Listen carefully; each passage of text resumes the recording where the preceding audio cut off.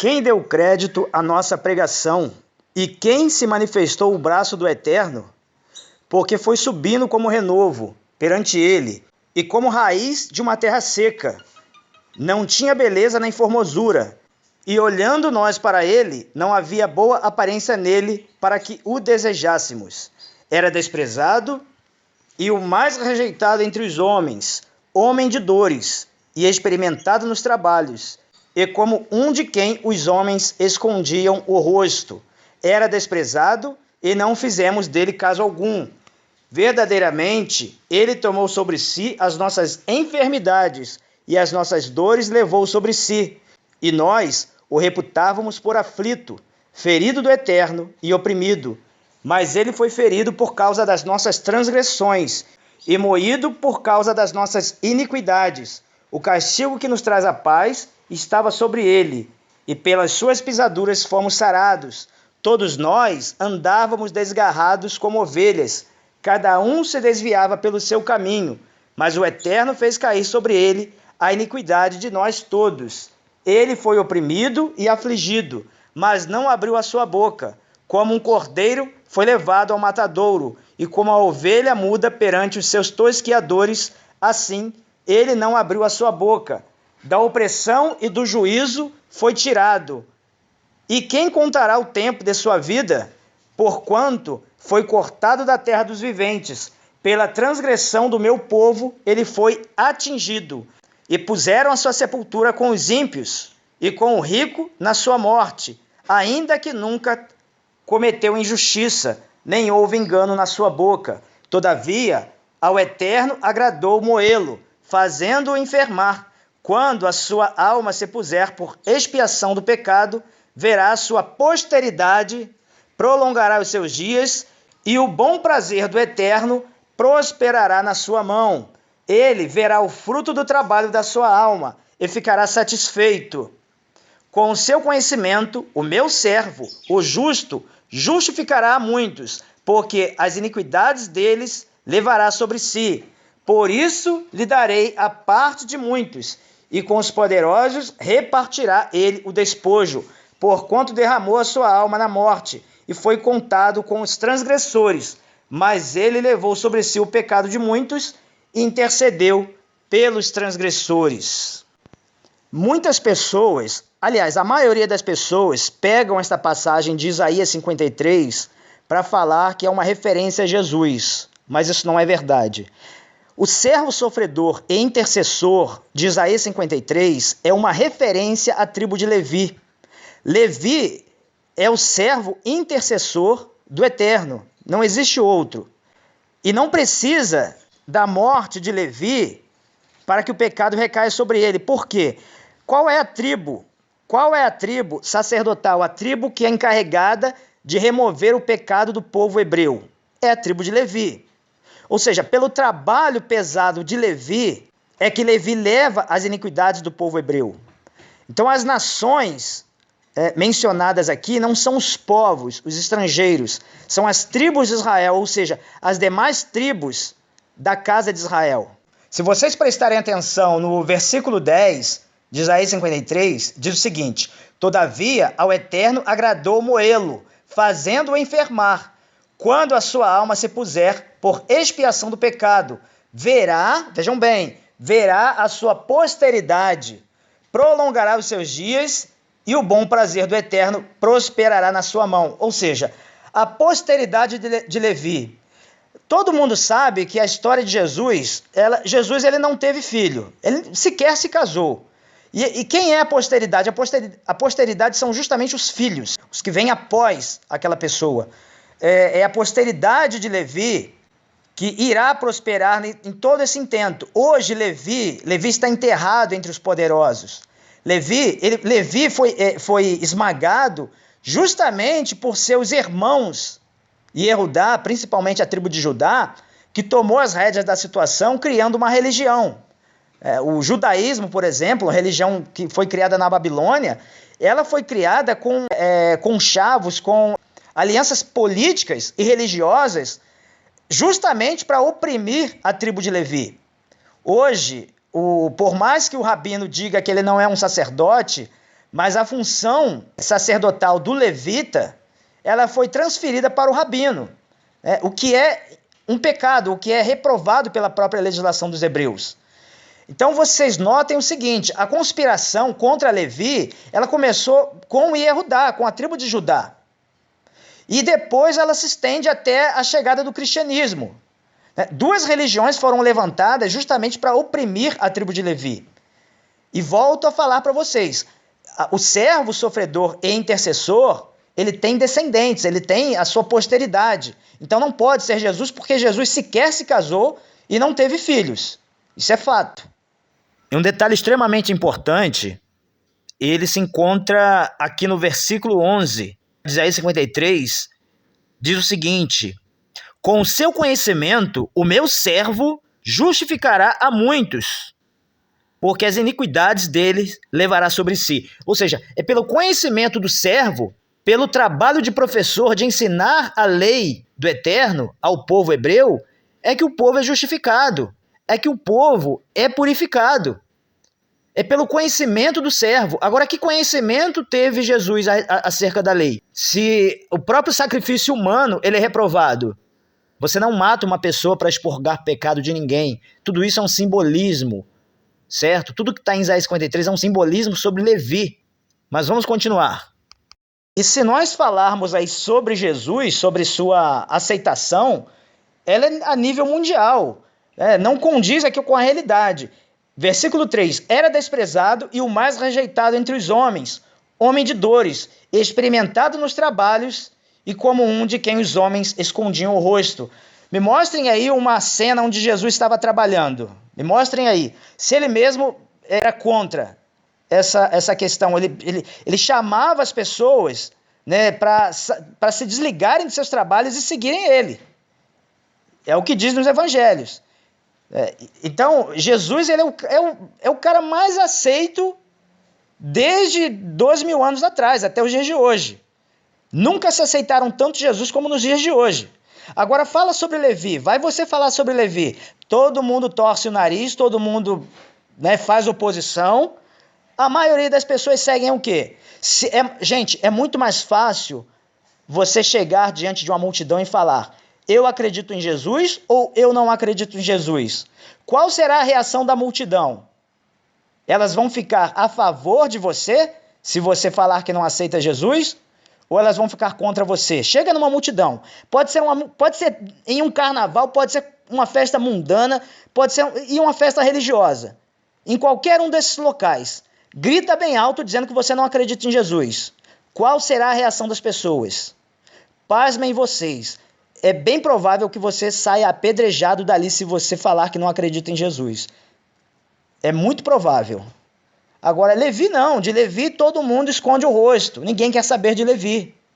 Porque Levi ensina a lei do Eterno ao povo.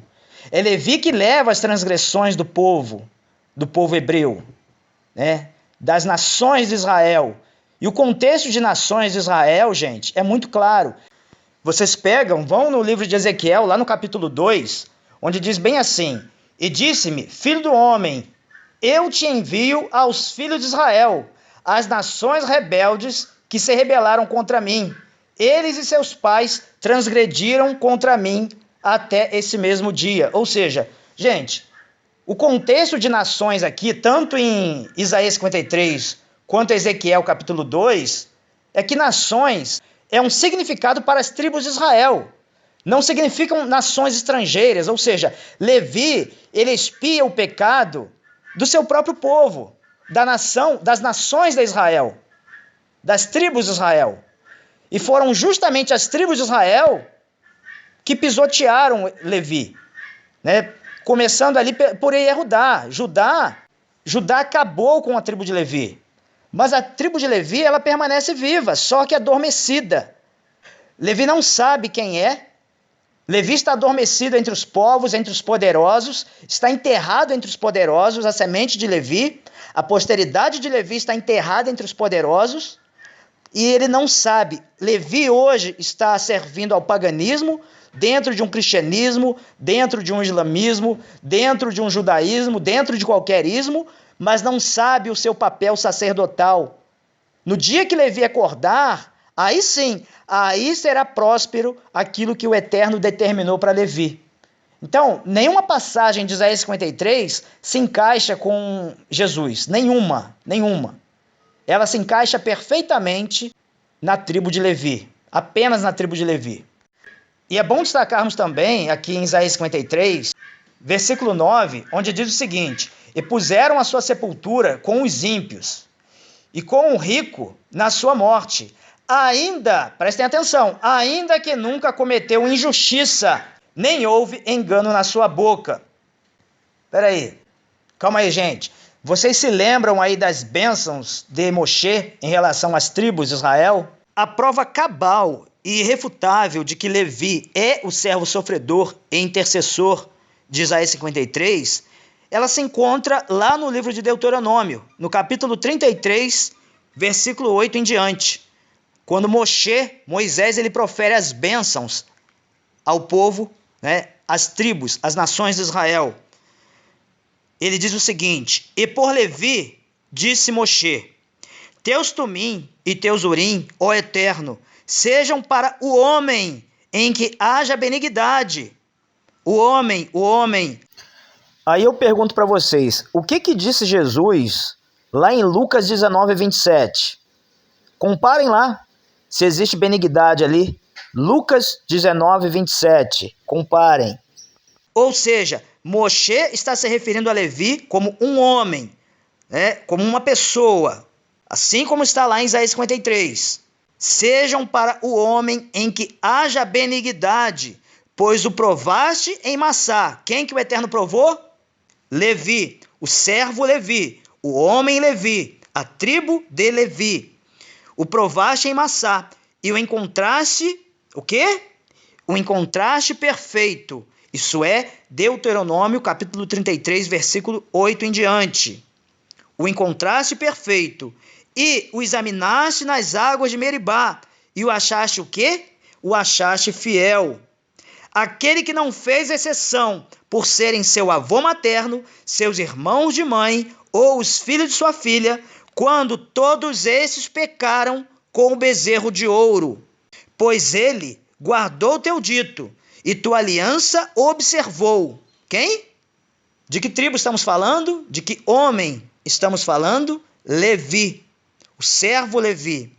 São merecedores os levitas de ensinar os teus juízos a Jacobe e tua lei a Israel. Porão incenso de especiarias diante de ti e oferta de elevação sobre teu altar. Abençoa, ó Eterno, seus bens, e o sacrifício de suas mãos recebe com agrado. Fere os lombos dos que se levantam contra ele, contra Levi, e dos que o odeiam, para que nunca mais se levantem.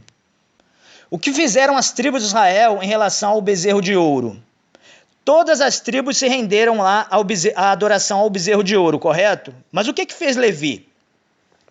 Levi foi o único que não se curvou diante do bezerro de ouro, e no momento da cobrança, Levi, ele agiu com justiça, com retidão.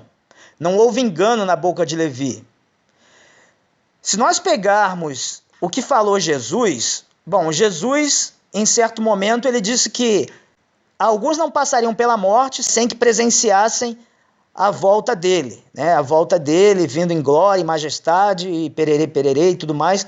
Peraí, a história de Jesus é contada há mais de 2000 anos, uma história de que, uma pessoa morreu pelos pecados de todo mundo, morreu, ressuscitou, foi embora e prometeu voltar. As pessoas que ouviram ele falar isso, cadê? Todas elas estão mortas, ou seja, passaram pela morte sim, certo? Jesus, ele amaldiçoou uma figueira que não deu frutos fora de sua época. É o mesmo que você punir uma pessoa antes do tempo, ou seja, se a pessoa não está no tempo de produzir seus frutos, por que você vai punir ela antes? E por que você pune uma figueira que não está no tempo de produzir seus frutos, se você tem a capacidade de transformar água em vinho? Se você tem esse poder, faz a figueira dar frutos fora da época. Para que você vai punir uma figueira? Na parábola dos trabalhadores na vinha, Jesus ele implanta o quê? Uma inversão de valores uma injustiça social e trabalhista. Porque ele promove aquela cultura de você pagar muito a quem não produz nada e de não pagar quase nada às pessoas que produzem muito. Ou seja, ganha muito quem não faz nada e ganha pouco quem faz muito. Está lá na parábola dos trabalhadores na vinha. Ou seja, é inversão de valores ou não é?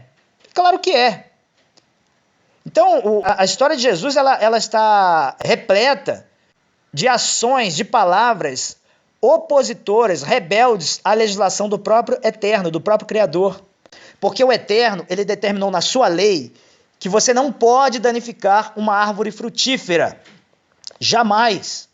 Aí Jesus chega lá e mata uma figueira que não estava no tempo de dar seus frutos. O Eterno, na sua legislação, fala que você não pode defraudar, que você não pode enganar o diarista. Mas Jesus, na parábola dos trabalhadores na vinha, vai lá e comete aquela injustiça trabalhista, injustiça social, pagando muito a quem não fez nada e pagando nada a quem muito fez. Na lei do Eterno, diz que você tem que honrar pai e mãe. Jesus, ele chega para a própria mãe e diz: o que eu tenho contigo, mulher? Naquele evento lá onde ele supostamente transformou água em vinho. O que tenho eu contigo, mulher? Rispidamente ele faz isso. E ele diz mais.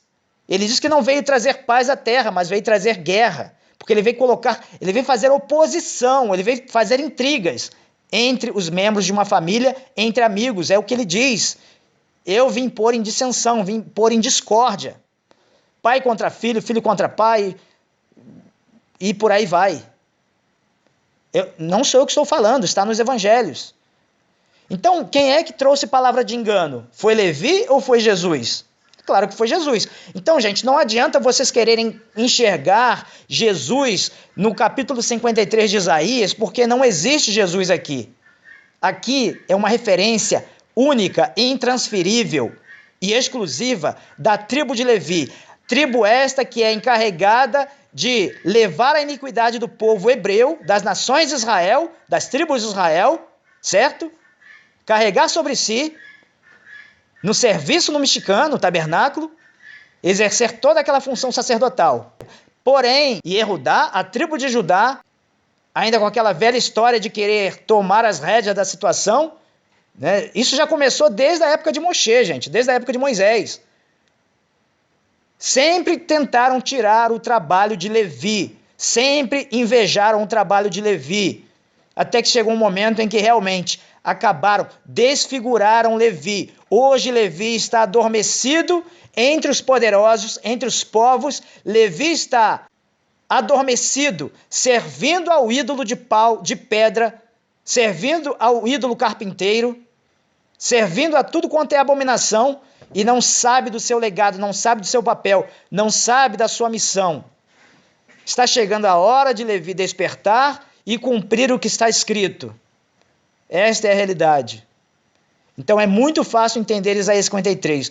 Se você está querendo adaptar para a tua religião, o problema é teu. A verdade é uma só. O servo, sofredor e intercessor de Isaías 53 nunca foi Jesus e jamais será. É exclusivamente Levi, o homem Levi, a tribo de Levi.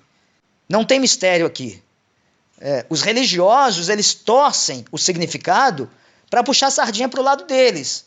É por isso que a maioria, ela vai mesmo na falsidade. A maioria das pessoas, elas acreditam na mentira. Agora, isso aqui, que é coerente, que é verdadeiro, não. A maioria rejeita. Porque é normal, por incrível que pareça, é normal as pessoas abraçarem muito mais o contraditório do que o correto, do que aquilo que é exato, daquilo que é óbvio.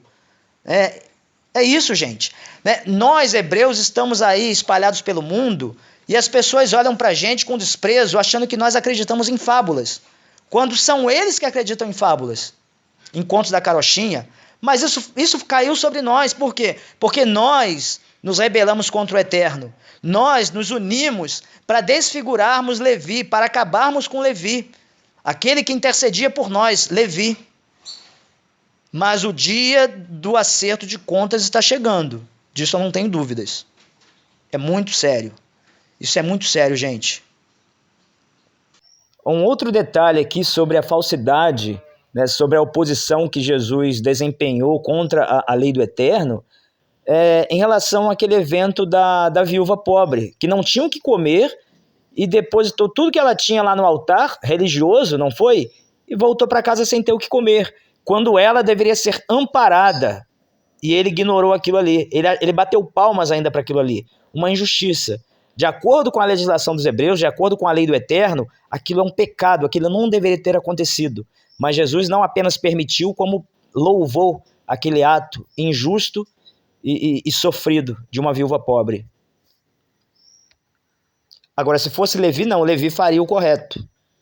Ele ampararia a viúva, né? Seria diferente. Para isso foi estipulado os dízimos. Não para que a viúva desse o dízimo, muito pelo contrário. Para que ela fosse amparada pelo dízimo dos agricultores, dos produtores rurais hebreus, certo? Eles sim deveriam amparar o levita e a viúva. Finalizando aqui, tá? Mais contradições. Jesus ele diz o seguinte, lá em João 6,27, trabalhai não pela comida que perece, mas pela comida que permanece para a vida eterna, a qual o Filho do Homem vos dará. Então prestem atenção, era um cara que realmente estava ligado ao trabalho material? Não, muito pelo contrário. Existem dois contextos lá em Isaías 53 que fala do trabalho, tanto do trabalho braçal quanto do trabalho sacerdotal.